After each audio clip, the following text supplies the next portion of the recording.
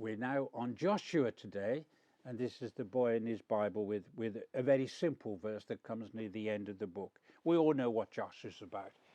God calls this old man to lead, I don't know, a dozen to 20 years. Scholars give different time periods.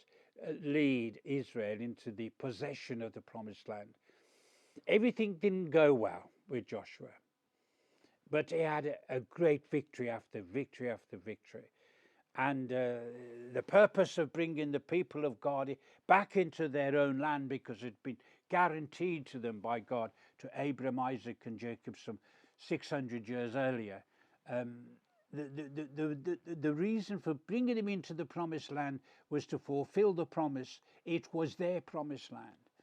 And they were to treat the neighbors with love if their neighbors responded to the call of God. And if their neighbors continued to practice the evil that they were practicing, they were to be got rid of.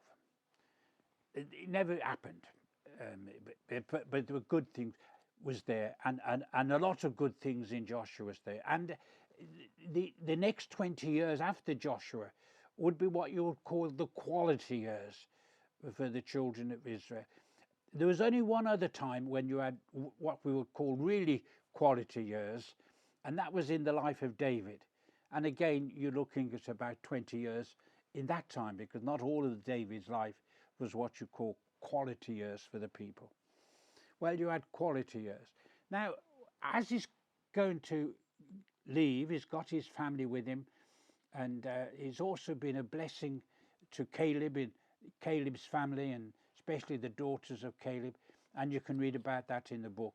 And this is what he says: choose for yourself this day whom you will serve.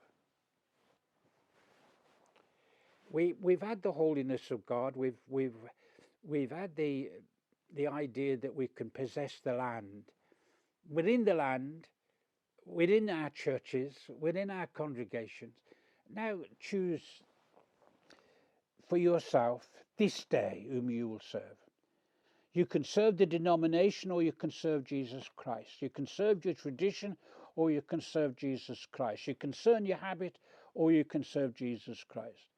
And then, if you want to make it even more personal, who are you going to serve this day? At work, or at home, or at school, or college? When you're with friends, who are you going to serve? Are you going to serve the occasion and not take the opportunity to share the love of God?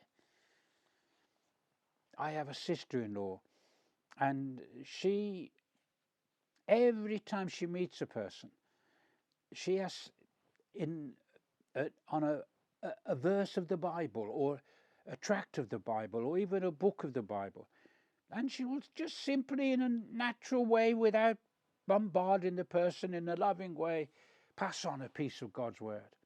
Serving the Lord this day, this day, this day. Don't wait for tomorrow or next week. Don't wait to be trained up. Don't wait until you become part of a guild in a church, or a group in the church. This day you can serve the Lord. That's a promise. And you can choose. In the Bible, you have this idea of choice. You will discover in your life that with each choice you make, you have God's strength and God's presence and God's grace and God's mercy, summing up God's love for you. So choose you this day whom you will serve. Thank you.